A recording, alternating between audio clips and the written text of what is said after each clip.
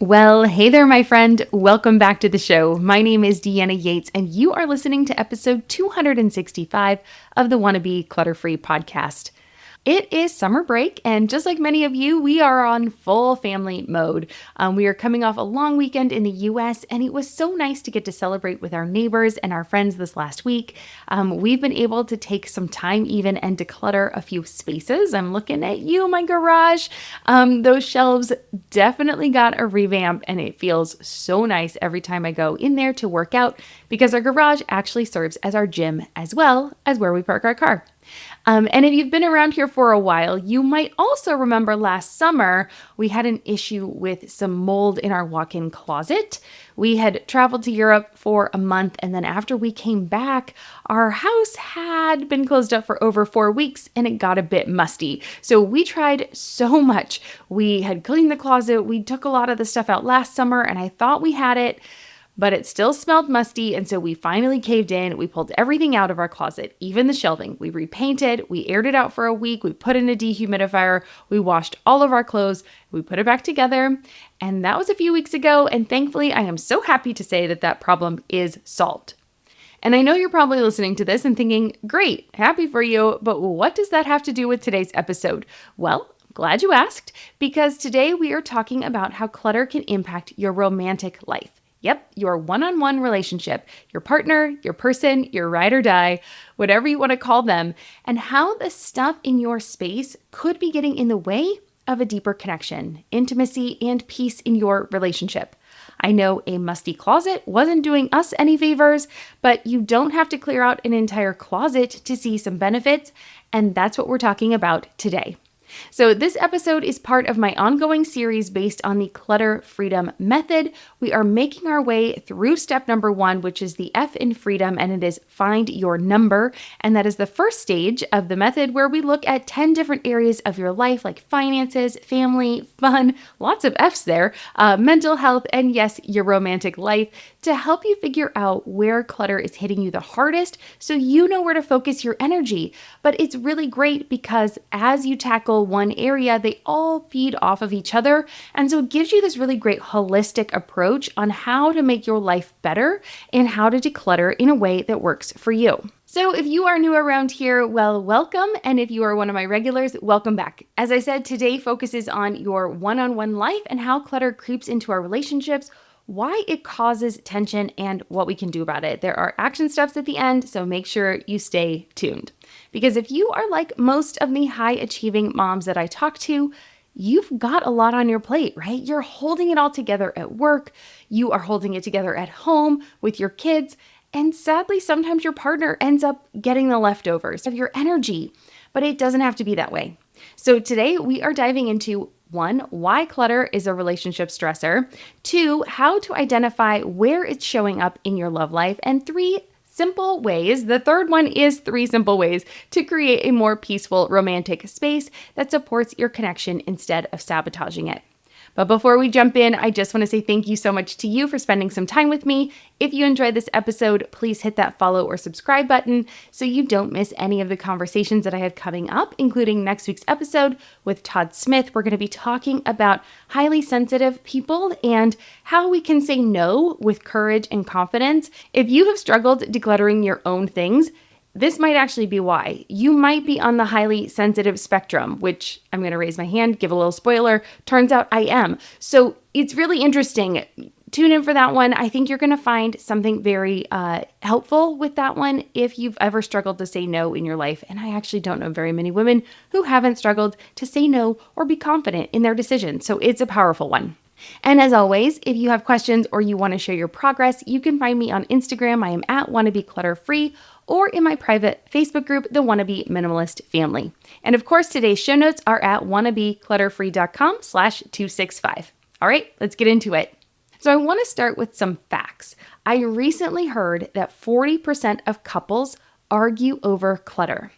And of those, 33% argue weekly and 7% argue daily. Daily! That is a lot of friction over the stuff that we actively bring into our homes, that we curate and bring in, that causes all this friction, right? We're doing it to ourselves.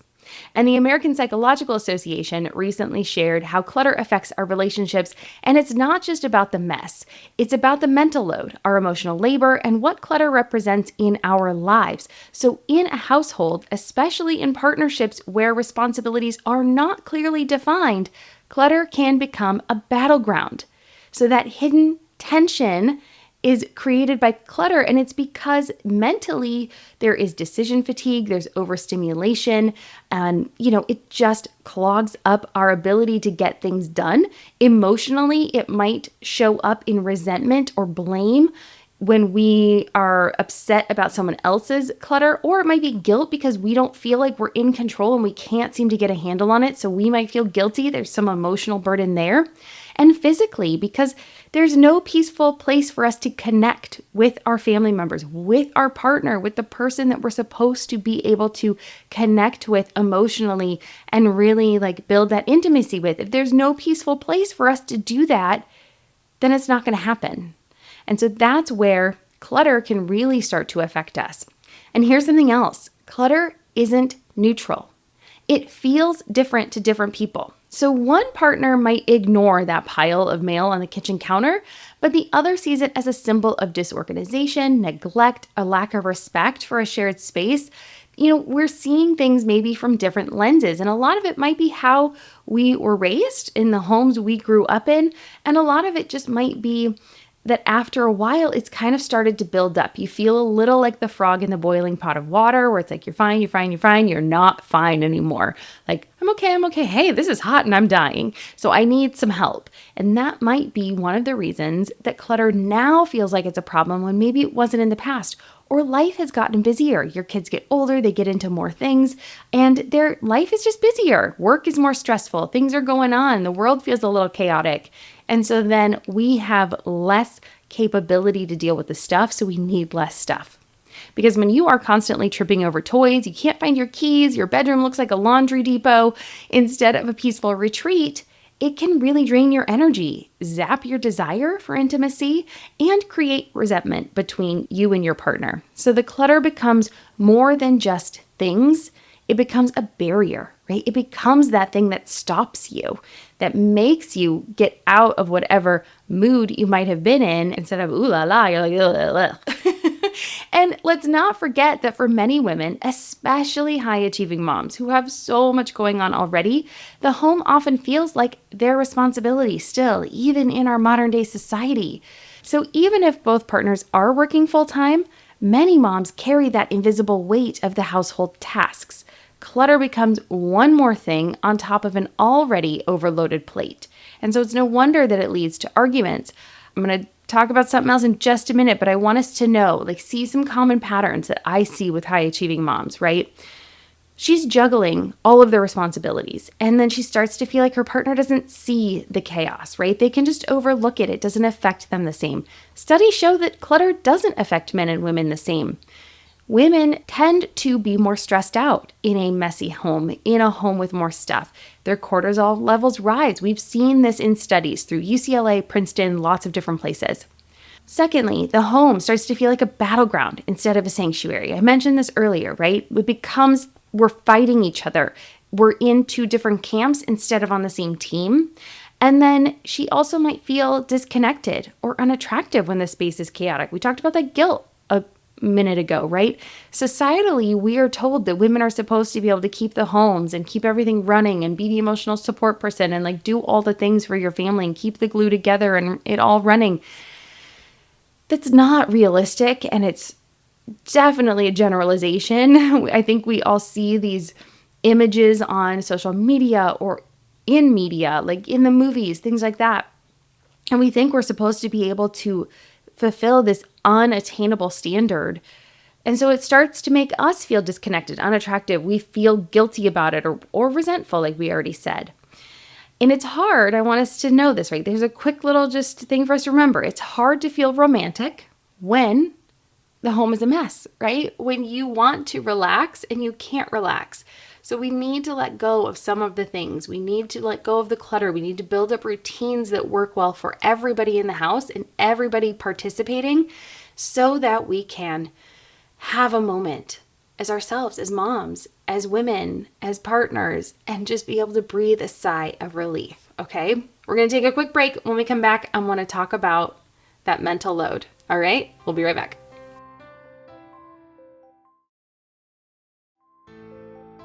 Welcome back. Now, if you listened to episode 264 with Paige Connell, we talked about the mental load and how it plays into the way we move through our day, our home, and our relationships. So one of the things that Paige said that really stuck with me was this idea that when the home is visually cluttered, our brains stay in task mode. So even when you want to relax or connect with your partner, your brain is still scanning the room like, we still need to fold that laundry. We really should clean out that dresser. There's that bill that hasn't been paid yet, right? You are not resting. You are not present. You are not connecting. You are managing. You're managing the things. Your brain is still on overload. It's still trying to tick off those boxes. And so it's in doing mode instead of resting mode. And Paige also shared that for so many women, especially moms, there's this underlying guilt around not doing enough, even when we are doing so much and we feel like we're doing everything.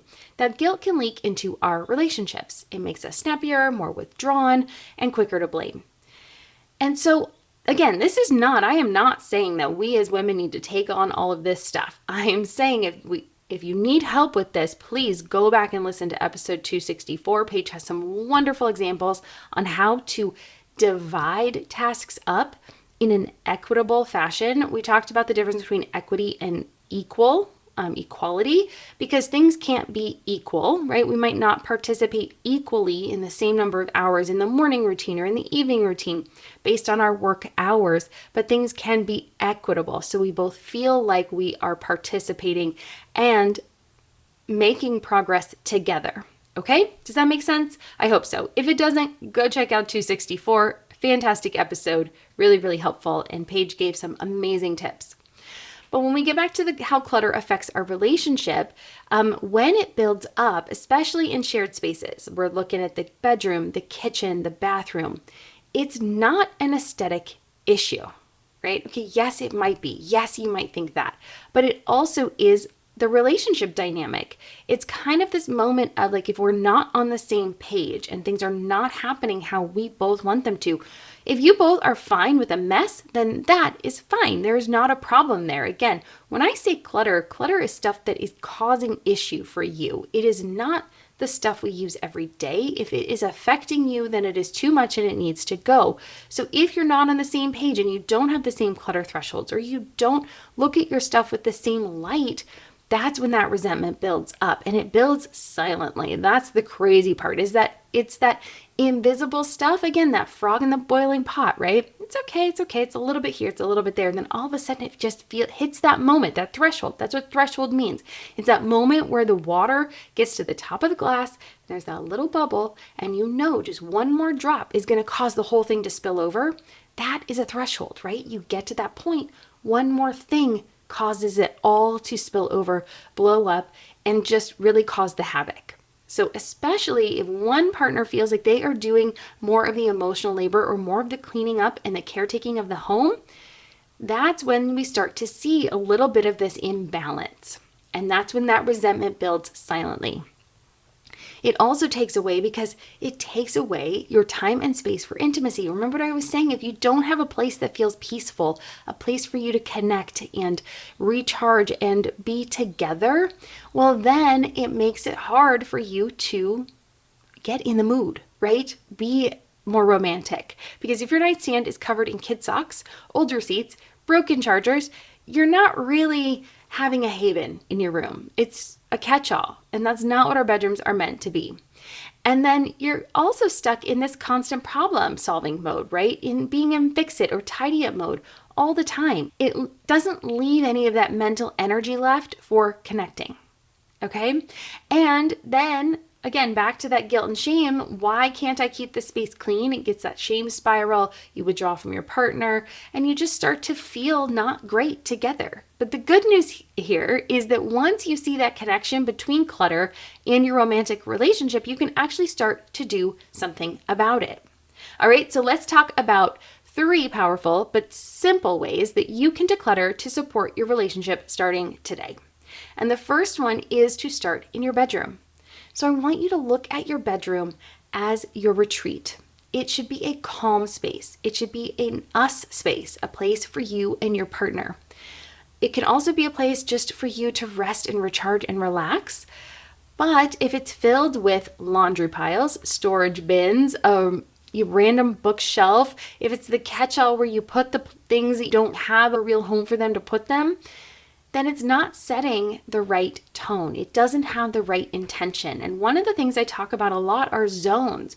Zoning your home and putting the things that belong to that activity or that feeling that you want or the emotion you want in that space, and only putting those things in that zone.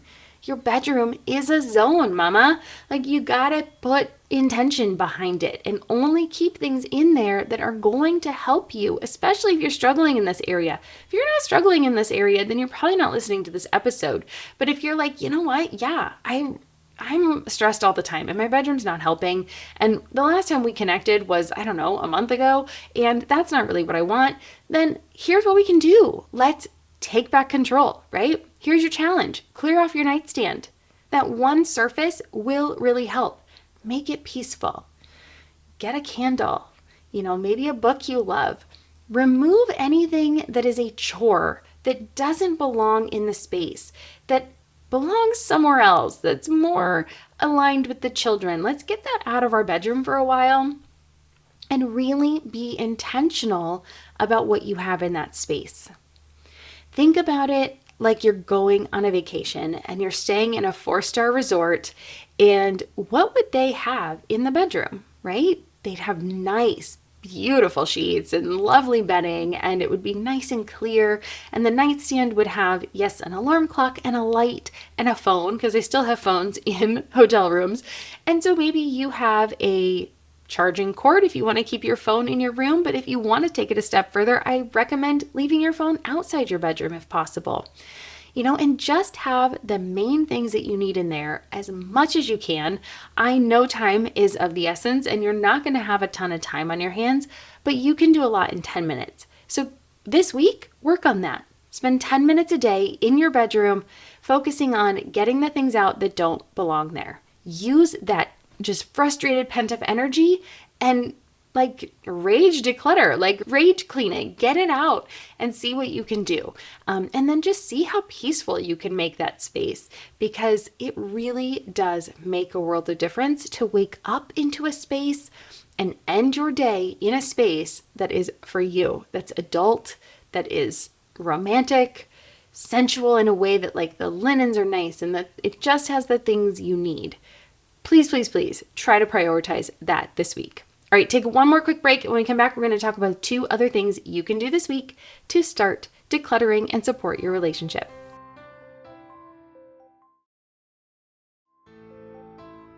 All right, step number 2 is to create a couples corner. Now, this is a designated space where you and your partner can connect without distractions. It could be a small table with 2 chairs. It could be a cozy corner couch. It could be a space on the patio. It doesn't have to be big. It could be an area that is also used for other things. I know space is of the essence. I don't have a lot of space in my home that can be singular purposed.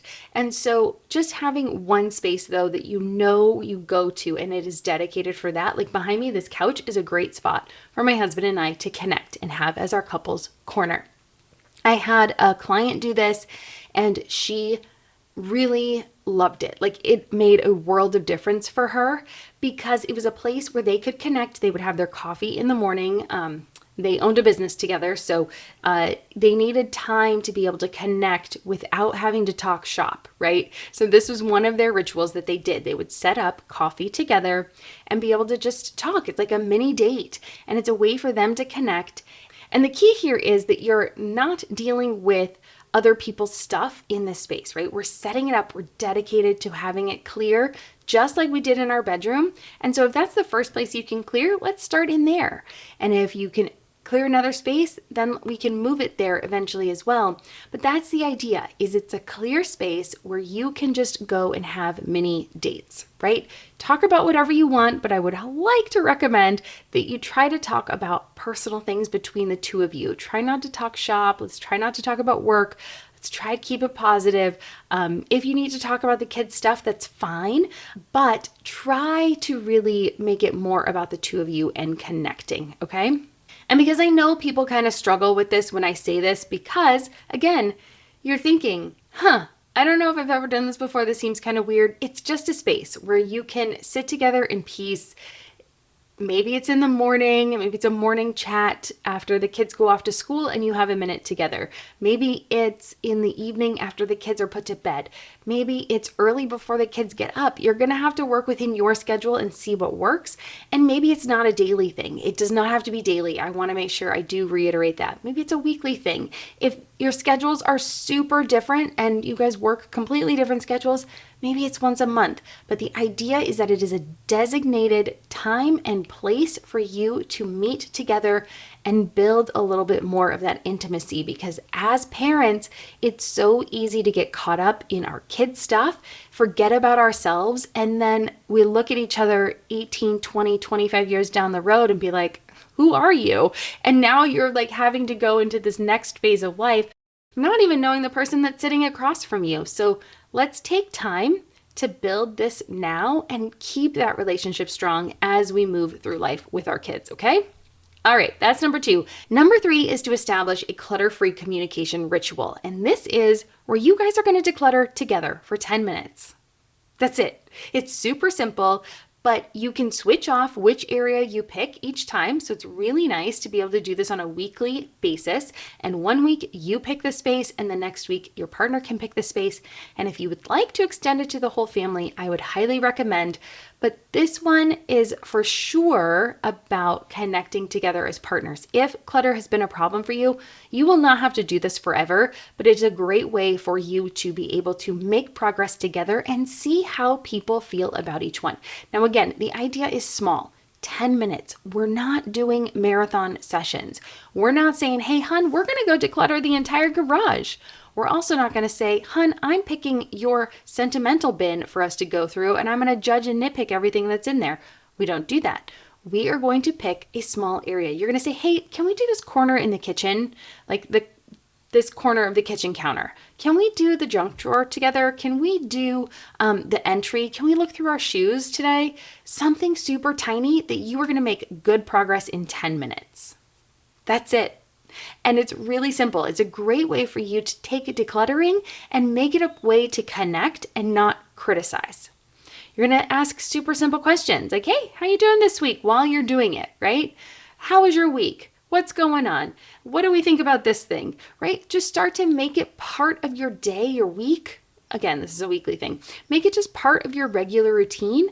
And then that way, this tiny ritual can shift your entire week. It builds teamwork and emotional safety without nagging, without resentment. It's just a way for you to make it part of your routine. Because this way you can think of this not as decluttering for the sake of stuff, but as making space for each other, right? And starting to learn each other's quirks, right? I think oftentimes we just forget. Life gets busy. We kind of forget about this amazing person we married that we were so in love with at one point.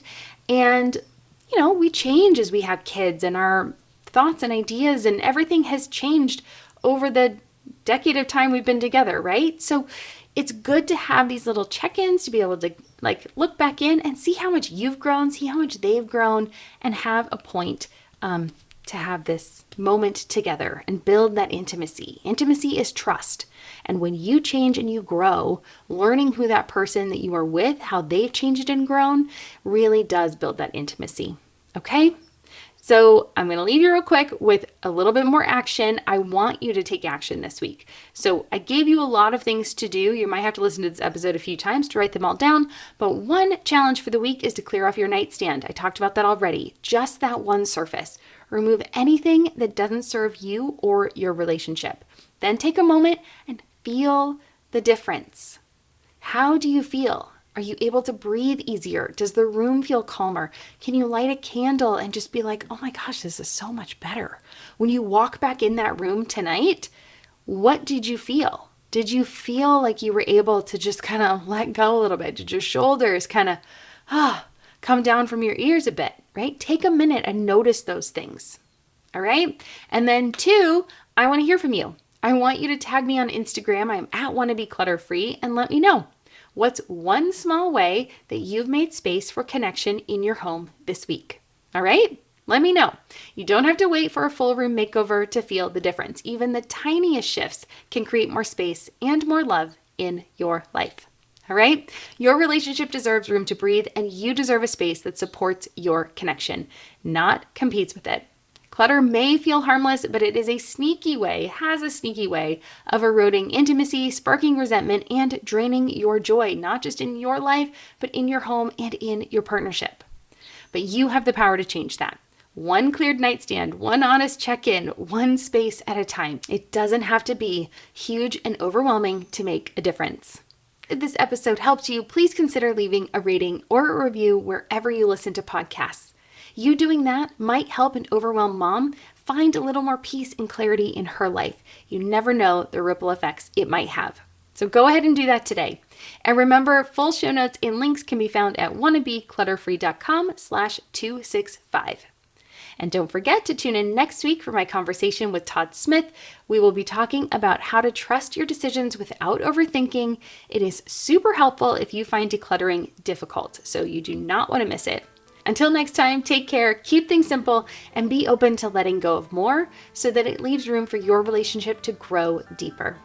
And remember, I believe in you. I know you can do it. I'm Deanna Yates, and you've been listening to Wannabe Clutter Free. I'll see you next week. Cheers.